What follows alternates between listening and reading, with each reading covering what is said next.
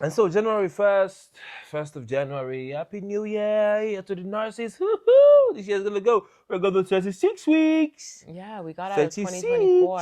36. You know. Grateful to God. With a medically viable baby. I'm stable. Yeah, we're stable actually. Yeah, outside of like reflux, even with reflux and all that, we have the right medications. I'm stable. Yeah, I'm nauseous. There's a chance that they might let us go home at 26 weeks. Yes. Maybe If we get to 26 weeks, we can go home. If ultrasound is done and baby looks like engaged, if there were some conditions, right? But the fact that we're even talking about leaving a hospital after almost a month was like, wow. Okay, so good. So we're going to go by 26, then I will 26 weeks. If we go by 26 weeks, which is supposed to be... I don't remember the date. Yeah, I can't remember the date. Anyways, January 2nd, January 3rd, had this normal day, went to the gym, come back, got back, ate, and then we were talking. We're just gisting about going through the pitch deck, I shared it with her. I was like, read this pitch deck. What do you think about it? And then we started laughing. So we saw a couple of moments in there that were cracking us up so bad. We were laughing at, it was so, I don't know why we were laughing. We were cracking up so much. Mm-hmm. Next thing she said she wanted to go pee. She went to pee. I had struggled with constipation throughout the pregnancy, but like constipation was the thing because I remember I said mommy was putting her hand in her. Okay, well there's that. But like that day, especially that morning, I struggled to go. The afternoon, I forced myself, and also I didn't realize until being pregnant how much your bowel, your uterus, are so connected. And anywho, then the third time, I'm the chick that like when we were dating, all that, I never even wanted you to know I had flatulence. Like I was like, ew, like or go to the bathroom, or like I'm like, you have to keep some mystery. I was in that toilet with Kay, holding him, like trying so hard to go, and all the things. And we thought it was constipation. We just thought, and keep in mind, we had been hit with so many things, but what we were convinced of. We have gotten to 26 weeks. We are good. We're 10 more Moving weeks. forward, 10 more weeks, yeah. Even if we got to 28 weeks, even better, because we know at least lungs are a lot more, the developed, sacs, they're not even lungs at that point. The sacs are just better prepared to adapt to the outside world. She tries to use the bathroom, the restroom, nothing happens. She comes back, she lays down, she keeps saying... We had a very sensitive nurse that night. Yeah, she keeps saying, I feel like it's there, but I'm trying to push, but it's not coming out. And then the nurse comes, tries to check. Nurse Leslie. They give you a medication to even go, or they wanted to give you... No, not even to go. She was like, hey, like, she just was like, I'm not even gonna look at the monitors. Like, let's just put my hand on your belly. Like, her voice just sounded so soothing. Like, anytime you feel anything, let me know. Oh, okay, that feels like that might be a contraction, but I'm gonna give you some medication just to calm everything down. You and I are still gisting. No big deal. No, we're going to 36 weeks. March 15th, we're getting there. Okay, cool. It was even on our board in the room. Next thing, I'm just there. I play the video. Next thing I'm seeing from one nurse is 3 nurses. And they're still very calm. Oh, Tiwi, you've had this medication before. We're just going to pump some magnesium. All these things that were being said. And even though a few weeks prior I was injected with some steroids to just, in the event anything happened, like at least baby, like we tried to protect baby as much as possible. That's why they weren't letting me go home, because we didn't want to risk any time to prepare my body for any kind of delivery. And that was wisdom, right? And so everything was being said so normally, but you're watching all this from the hospital couch. Yeah, I'm just watching. So like I have a video of this because I did, and I was like, since I can't do, we never were able to do a baby shower content, dance, pictures, and all of that. I think I'm just going to capture as much as I can capture in the moment without losing. Without being invasive, without losing a glimpse of the moment or being present. Yeah. So once in a while, I just record her, I just have those little clips, and then. So that day was just one of those days I had, my mind just says, could they record? I was like, 3 nurses from 1 to 2 to 3. And I thought that the charge nurse was in. I was still very chilled. It wasn't anything about, there was nothing to worry about because we were very calm. I just started moving this, trying to give her this medication. Yeah, you've done this before. Maybe it's one of those bad days, You've had this before. The charge nurse is in, which is like the nurse manager for the shift, like, this has happened before. I'm going to go step out and call the doctor. Oh, the doctor is saying, let me check your cervix. It's closed. Like, whatever. And so now you're starting to go in and out of sleep. But I remember I called my mom. Yeah. And in that conversation, the distinct moment was I just told her, I was like, Mom, I'm tired. At that point, I'd had inline catheters because I'd been dilated twice before. after the cerclages, they put like a inline catheter, which is not as invasive, to help me go to the bathroom until my legs come to for me to go to the bathroom. And this time they put a proper catheter in me. It's so painful. I was so uncomfortable. And I remember I was talking to my mom and I was like, I'm tired.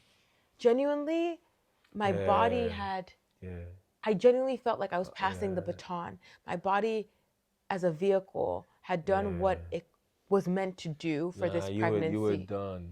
You tapped 26 out. weeks of and we're still hoping to go to 36. No breaks. Yeah, but I was just like, Mom, I'm just tired. And I'm on FaceTime with her. And, they had just left the hospital. We got on FaceTime. They're like, da-da-da. By the way, there was no kibashing we did not do. There was no communion we did not take. Even though now I wish I would have done even more Bible reading during that time, but we were invested spiritually. Community was invested that was supporting my parents, supporting Kay's family as well. Like, we were in it to win it, right? And we knew we wouldn't cast our young.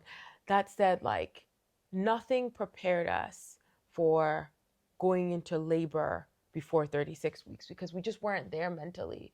But you did say, though, like, the moment the doctor came into the room, because I wish I can show you how the doctor came in, but I have to raise this camera. I don't have the energy. I have to raise it to show you. The moment the doctor came in the room, I was very calm. I said, "How are you doing? I'm going to check your cervix." Yeah, I'm going to check your cervix, and it just goes. Those people, those doctors. Anyways, I can't be bothered. Just goes. Okay, so we're gonna have to. Yep, I feel a hand. Yeah. Yep. First of all, check. That kind of clueless. I'm still there, like. Very, very sleepy. You're in and out of sleep. Yeah. Where's everybody in the room now? This is one of all those nights. Okay, I can't be that guy that is sleepy while all this is going on. So just stay awake. I just randomly heard. I feel a hand. Yep. Okay, so we're gonna go into. We're going to a C-section right now. C-section right now. Within him saying we're going to a C-section right now, you said you noticed a switch happened in me physically, and I was already being willed. Kunle was literally handed closed. It says, so that means, wait, you're going fast. Oh, I guess because I'm like, let's get. Because you're going to C-section, right? They says we're going to go to C-section. And then you go. Okay. I can feel the hand. Wait, we're going to have to take her out. We're going to have to take it out right now. It's C-section. All right, so let's get her prepared. Let's go. Get her prepared. They already were prepared. Like they were done. Nurses were already doing it. Yeah. Slowly. So get her prepared. Is he gonna come? I mean, the nurse asked, "Are you gonna come?" Baba, relax. Wait. I don't understand. Wait. Whose hand did you touch? Which C-section? What? We need to have a. You have to explain to me. But before you could even say all of that, they were already moving. They were already wheeling out. I was on my way out. They gave me the scrubs to wear. Gave it to me. That's how the old lady say, So am I going? And I remember I looked back and I go, you need to put those footies on your foot. She's like, wait, wear it. As I see the person I'm even shocked for. She's Otigbakamu. When it's Otigbakamu, it means she has accepted her fate. Whatever it is, God, I was fully surrendered. I'm done. Is this where it ends? Is this where the fight ends? I was fully surrendered. And remember, I'd had a dream the night before or the day before. Yeah, you and did. I'm not a dreamer. And I woke up from that dream feeling very strong. I'm like, I'm ready to cast my vote into that ballot. We're having a girl. And I saw that it was a girl. And I saw the doctor that delivered her. And I was like, and that's exactly what happened. And I thought that was for later, not knowing that was for the next day. How many girls? We had a ballot box that there was a vote. Most people voted girls, but we we were on the fence. Boy, first girl. Most people voted boy. What am I saying? Yeah, Sorry, boy, yeah. Most people voted boy. I was always on the fence, but I felt strong and I was like, write the date, because I thought it was going to be 36 weeks. I'm like, write the date that I voted. It's a girl. Like because I saw it, I saw her, and I saw the doctor that delivered her, and I remember waking up a little upset. But yeah, anyways. Upset. You have the emotions to be upset. They wheeled her into the theater. They told me to Third time. They took her in there to prepare. I should wait outside. Everything started to dawn on me. I was already wearing blue. I have a picture. I literally put the phone down to record. I didn't even know if I wanted to talk. I couldn't say anything. I called mommy. They were already outside waiting. Called mommy in Ibadan too. I just updated and said, look, I texted Jay before. I just had to quickly people that come to your mind. I called Pastor Ayo. Said a prayer. I just realized that you see everybody I'm calling there. I'm trying to transfer. I'm trying to transfer the aggression to the tension, on people, so that I can lighten this. You see all this, everything that I've been carrying. I'm trying to just offload it so I can be very light, but it wasn't working. As soon as I got off the phone with Pastor, oh Jesus, I've cried. I'm going to cry. The moment I got off the call with Pastor, as I was dropping the call, I've never been so emotional in my life. I'd not seen you. Yeah. Just the fact that I was looking at the door that was closed and I was wearing blue. I dropped my phone down. I was going to talk or mention the time. I just couldn't say anything. I closed the camera. As soon as I looked at the time, it was 6:50 or so. The door opened. I looked back. The nurse calls me and says, "Come in." I walk in there. Yeah, opened you up. You were crucified like Jesus. I first of all froze there, looking at the pieces, the opening. So I think the doctor saw me and says, "Please get him to sit." So he said, "Sit."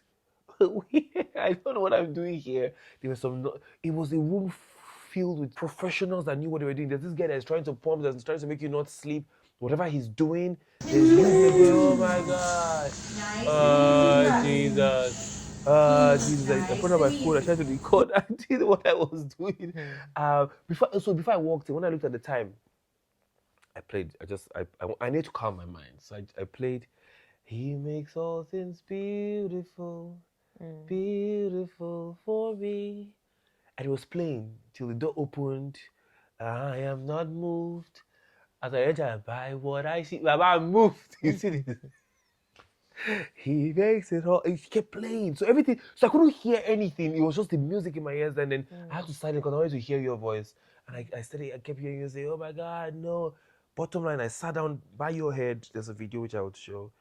By your head, and I was then, saying, "Oh my God, no."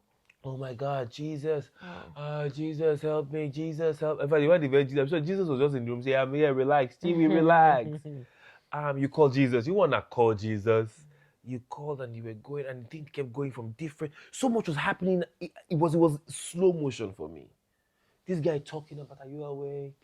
The nurses that are moving, the NICU nurses that are waiting, the doctor that is cutting you like this, then cutting you upwards. In my uterus, So incision wasn't just straight. Outside the is outside straight. incision is straight. Inside it's a cross. It's a T, right? Is it cross or a T? At this point, you would know better than me, but it's not your typical C-section. They called it afterwards. It's a nightmare C-section. Yeah, because they can't rupture any of the fibroids, which is bleeding. That's the only way they've seen the fibroids is through the ultrasounds. And then all of a sudden you cut open, and then the doctor could see one of the nurses said, she said, "Jesus." They said, "Jesus, that's a lot." There's a lot going on. It's a lot of fibroid in there. Now he couldn't do it the normal way, so he had to cut it. And also, our daughter is very small. She was born at 825 grams, so like that's a pound and some change. I saw it. And her hand was making it through the birth canal, right? So that's how we ended up in a C-section. Now, keep in mind, you see C-sections and you see the woman is calmly laying on the chair, on the bed. I wasn't calmly laying on the bed. I am tossing because it was a tug. There was a tug. It was a tug to get I saw it, love. I saw the out. 1, 2, 3, boom, and past her. So, and I felt that tug. This was my third time in that OR. Third spinal. There was 2 of everything this time. This is the first time I've ever seen it look so serious and have that many people in the room. I had a midline put in me from being in the hospital so long, and I'm not it's very easy to burst a vein with me. And I'm saying burst, that's not the technical term, but you have to use baby needles and all that to kind of get blood out of me and all that. And so they put a midline in to kind of reduce the amount of times I was getting probed while during this hospital stay. The midline went out during the C-section, cesarean section, and I remember going, and I was wiped out, woke up to like a jabbed, what's the word I'm looking for? IV put in me. And so all that to say, in that room, I knew I couldn't look at Kay because we'd had discussions of what he would be like in the room, light discussions. But when I looked back and I saw his eyes were red, I had to keep my eye focused. Like, this is game time. Like, I need to come out alive. Our daughter needs to come out alive. And we found out in that moment that it was a girl. And even getting Kay to say, like, they were like, tell her it's a girl. He couldn't even utter the words without crying. I don't know if what I saw was a girl. The way they just yanked her out, they're tiny. Put her there, and then the nurses, oh my God. Boom, boom, boom. They're putting her into a sack. They were putting pumps. She didn't look like, there's a picture. It was she intense didn't look formation like, that happened. It was, oh, goodness. And I was out after a certain point during the cesarean. I'm looking at her, she's there quiet. I'm zooming into the baby. They said, do you want to see a baby? I'm like, wait, I don't want to see the, no, she's not 36. Said she winked at you though. Yeah, she opened her eye. I was like, ah! Oh my God, it's not my baby. I went to look at her again. I was like, what? That's interesting. That's the first time I'm hearing you say that, because I had a very similar inward thought when I was wheeled. I was rolled into the room. But before we get to that, like, what was on the table that day that we didn't, the sincerity of it was, her arm was on the table. We learned that there was a risk in losing her arm to save her or me. What was also on the table that we didn't know was that a hysterectomy. If a fibroid was going to be cut, they had 2 doctors in the room, like, given just how, again, it was called a nightmare C-section, like, given the anatomy that they were dealing with, the seriousness, the stress level to ensure that mom and baby make it out in one piece. If they would have cut a single fibroid, they would have taken out my entire reproductive system with, I believe, my husband's consent. The third thing that was on the table was a life. Like, right, our daughter's life, period. Fourth, my life, period, right? The midline went out. I've since learned from my friends and loved ones that, like, women can go into shock when you start to feel any type of cesarean pain and, like, done for, you know? God is faithful. God is faithful. And Kunle sat in the seat of watching this, nothing he could do to participate. And nobody was even answering my... Even if I could just hold the scapula. Right. And no matter how many questions I was asking, nobody was answering anything. The only question that was answered of mine was, when I came to, did a fibroid get cut? And they were like, nothing got cut. Nobody, I was like, how's my baby? No one would say anything to me. I was so, I think there was just the calm, there was the joy. She was alive. Everybody's fine. They were taking her up to the NICU. And then you passed the big husband test. What's the big husband? The big husband test, when you told me they asked you, like, do you want to go with your daughter to the NICU or you want to stay with your wife? Because after the C-section, they still needed to, after closing me up, they needed to take out the cerclages to both of them. And the doctor stepped out of the room, most likely to get a breather, like you say, came back in, and you said, I'm going to stay with my wife. Anyways, yeah, they took Wanda upstairs and they put her into all the incubator and everything, just so many wires. Did we finish telling the story about how we got Wanda's name that week you were in Nigeria? Like, and I was meditating on a scripture and that word kept coming to your mind, and we were like, if it was a girl, we were going to name her Wanda. And then the Psalm 18 verse 16 or 16 verse 18, regardless, that's where her middle name came from. And because in the Yoruba Bible, it's spelled as, the scripture is like the blast of God's breath, and then the Yoruba Bible spells it EEMI, and we're like, EEMI OLUWA, not EEMI OLUWA, EEMI OLUWA. And so we're like, glory to God, like the blast of God's breath. Ladies and gentlemen. Yeah. That's when Wonder EEMI OLUWA came. 7:03 a.m. on the 4th of January. God did what only God could do. God blessed us. God chose us to carry the banner of victory, His wonder on earth. The breath of God. EEMI OLUWA, Aduk's baby. Mufuluake. Warrior.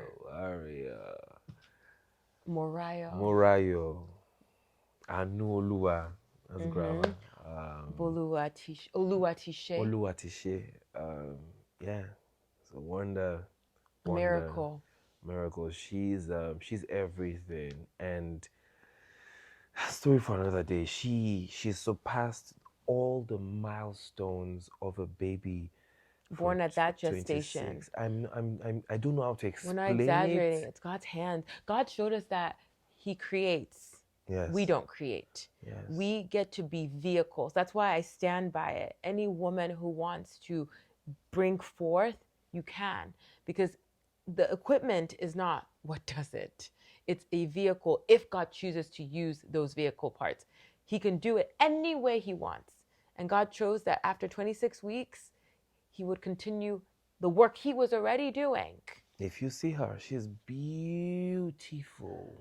Not a single brain hemorrhage, not a single need for blood transfusion, did not go through any of the course that you would expect for that gestation. She is a perfect child that only God.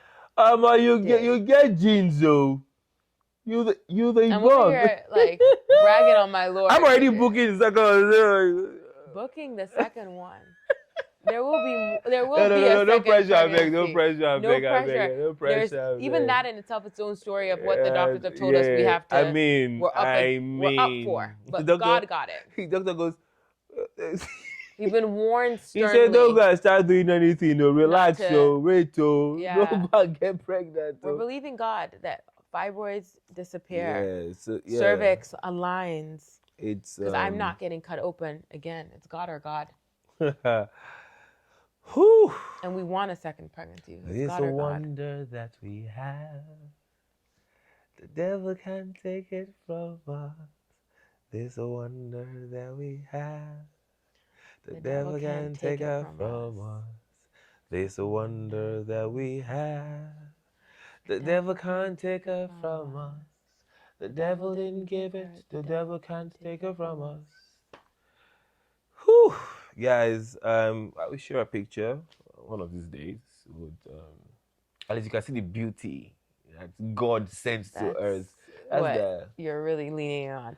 Are we going to talk about what going home was like or any of that? Or are we just like... Going home where? Without our daughter? Okay. I'm just going to let me just go to the camera. Maybe the camera closer because that's a You see that postpartum thing they talk about? I never claimed it. I never called it postpartum. That's what they say. Even the reality of it, it is called that. The reality of it is what we went through. They call it a form of trauma, but I couldn't claim those words because it would not have helped. You say what you want. You say what you want to experience rather than say what they call it. So that's a whole struggle. So imagine 5 days later, 4 or 5 days after giving birth, and your baby's in the NICU. And then you're discharged. You're discharged and you go home without what you've carried and been hospitalized. And also the gestation is so early that you still feel like you should be pregnant. Yeah. I mean, then we go through. So it's just like filming. It's the pre, pro, and then post production. We now started the post. You have to heal. You have to learn how to walk again. You have to pump. Yeah. But also mentally and spiritually and emotionally, I felt very depleted. I designed her room. My room. Tim's room. Your room. Wonder. Your room, not Wonder's room. You designed Wonder's room. I designed her room to come back. I had bought balloons. I left the hospital. I was trying to, create a memory for her. I have a video of that. So I was falling out up the stairs just to show her and say, welcome home. I love you so much. Thank you for kudos to you for doing this. Thank you for being this. Yada, yada, yada. My baby enters the room. I didn't understand. I thought, I was like, what did I do wrong? Even mommy was just like, Oh, mommy was feeling for me because I'd called her, let me get this, mommy, can you help me get this? Okay, can I get this? She sends me, I'd driven around, I'm going to the gym, but I go around, come back, buy the gifts, buy the cards, arrange the place. My wife starts to cry. Hey. Nothing about the pregnancy or the delivery was anything that was cookie cutter or book-wise. And then the post, coming home to, you just think that you would get one break. You would at least come home with your evidence.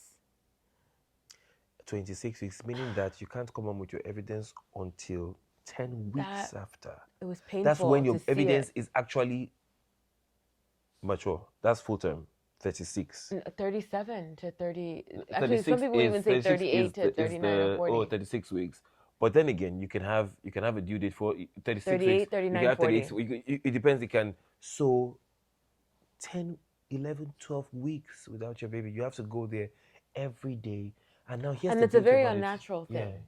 Go ahead. For me, the beauty of it is the gift of it first is that you got to heal and you're still healing, still going through the process of healing and becoming, embracing the new you, the mother that you are. But you got that gift. You see it as a gift. It was hard, but it's a gift wrapped in for you to be able to heal and prepare for her to come home. You know the same way you say you haven't unpacked all of what happened? I haven't unpacked all of what happened post. So I can't even use just the word hard. All I can say is everything went dark for me. I've never, ever experienced, heard of anyone's story, or understood what it means to experience a valley. That was harder than everything we spoke about pregnancy, delivery. Everything went dark. Like, I didn't even know how to laugh anymore. I would, and you knew this, I would laugh and it's like, it was coming from this part. Like, everything went dark for me. I for for me, I saw it as I've just been marveled at how a baby grows outside of the body. Yeah. I'm just saying, I certain things that we take for granted or we don't appreciate enough in the womb. I literally see the change and the growth and the becoming. Like I see God at work. I still traveled back. It was one of my trips. I went back and next thing my wife sends me SOS. Yo, I need you to come back. I had work. I'd gone back in January to go and start, to go and even begin to work or arrange things and, start. She sends me, there's an SOS from my pastor calls, daddy calls me, grandpa calls me, and before even they come, I already said book ticket and say, you know what, could you just send an SOS and say, I need you. I didn't even understand the importance of that until when I saw her. But I even asked you, I said, when we were on FaceTime, I go, what I'm describing to you as like, I need you on a scale of 1 to 5, how serious do you think this is? And you said something like 2 or 3, and I was like, no, this is level Yeah, 5. that's what SOS was for me. When you said on the scale, I thought you just you just I miss you, I want to see you. No, this I was, didn't know it was my parents, they didn't even know how to be. Like, everything went dark, and I don't say that lightly because the empathy that I now have for people who are going through something mentally or feel completely hopeless, like, maybe that should be its own thing and not even packed with this part of the story. But I did want to call it out that there was another war that awaited after the delivery, and it ended in praise. That's the bottom line. The ability to even have this conversation, the community that rallied around me, my aunt, that's when I knew I had to get more back into like community of friends again, like that came around. Osas came the second time, like it just, and I want to describe this, like, this is not like just a dark place. It was sorrowful. I was grieving. And because I also did the work in therapy, like the level of anxiety I was experiencing was next level. But I wrote some things down, not even knowing that I was going to share it in this. I thought this was for another day, but this is how I want to round out at least this part of it, because this is joyful. It ended in praise. I wrote this down today, getting out of the valley, and I was like, gosh, there were 8 things that really helped me. I knew that I could not get into an argument during this time, like, so no discord, operate in love. I got into the word, and as much as like I didn't know if it was working, it worked. I spoke the word. For the longest during the pregnancy, post-pregnancy, the lights were always off. I couldn't turn on the light, and for whatever reason, you didn't understand. It's like, oh, like just turn on the lights. No, no, no, no. Like, visually seeing myself, I didn't recognize, and then on top of that, I didn't want to see.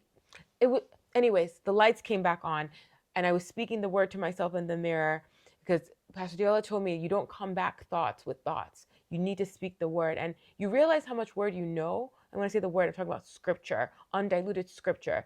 You realize how much word you know when the windshield of life, like you hit it and you're like, wow, do I have enough word to get through this? So you run to the word and you speak the word.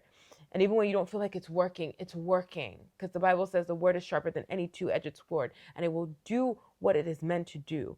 And then number 4 was protect your faith gateways. So what you see, what you hear, what you speak, protect it radically. We were not watching the news around me. No one was telling me about any negative thing happening during like that solid, like I would say 8 to 10 weeks. Protect your gateways, like, and radically protect it. She doesn't even know who is president until right now. I do. And number 5, do not yield to fear. I can talk about that in a very deep way. Number 6, believe what God says. Like that's a command, believe, right? It's credited onto righteousness when you believe. Number 7, do not even consider the thoughts that come into your mind, which you build from all the things I said previously. And number 8 is get out and have fun. Jay said something to me way earlier on in this healing process that like I didn't appreciate until towards the end of, again, it ended in praise. She's like, no one gets healed by staying in a room. You get out, you have fun, you build community again. And I mean, shout out to my aunties, shout out to Auntie Muiwa, who would come every week, Auntie Yemi, Pastor Odun, like shout out to Pastor Diola. Yeah, there's so many people to mention. And get the help you need. Like just get the help you need. God loves us and we're not staying in valleys. It's only for a moment in time. But yeah, we got Wonder, the 8th wonder of the world, like you like to say, and she was worth every bit of it. Yeah, she's wonderful. Where's Wonder right now? Oh, go ahead. Wonder, she's sleeping. I'm sure she's sleeping. But where is she right sleeps, now? she eats, she sleeps, she eats, where is she right she now? poops, Where is she and she right pulls now? my beard. Okay. By the way, shout out to everyone that bought mother and daughter gifts. I was like, oh my God, T, I want to appreciate you. Love you. Oh, you're really not going to answer where Wonder is? Eh? You're not answering where She's Wonder sleeping. Okay. Good night, guys. Thank you for watching. We want to go and sleep. We'll probably come back and show you Wonder later and present Wonder to you. Why don't you want to say where Wonder I love is? you. Why don't you wait? I have a question. Why didn't you want to say? No, my breath stinks, so I can't even. No, it really stinks. Actually, it didn't really stink, but it stinks enough. Why didn't you want to say? I'm already with this thing, baby. Ew. She's in the NICU now. Yeah, and in a bassinet, chilling, ready to come home. But I guess it's not necessary to say at the end. Yeah, that's what I'm saying. Yeah, She's like, sleeping. That's cool. You'll see her soon.